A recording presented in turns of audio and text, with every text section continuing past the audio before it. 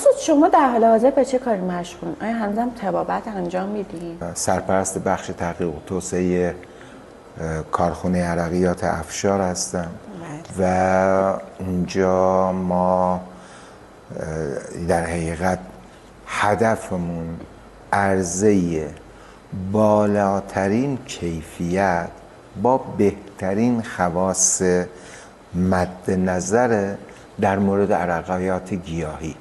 به نظرتون راجع به عرقیات گیاهی چیه؟ شروع کردم به تولید کردن و شروع کردم مثلا به کار آزمایی تو پزشکی جدید میگم پایلوت استادی، یعنی مطالعه روی نمونه کوچک، روی نمونه از داوطلبا خواستم که مثلا خب این شاتره رو بخور، مثلا این شاتره رو بخور. کم کم دیدم نه، واقعا قابلیت اینی که بخوان حتی بیان توی حوزه درمان رو هم دارن. استاد توی صحبت‌های قبلیتون یه کلمه به نام سته ضروری نظر منو جلب کرد.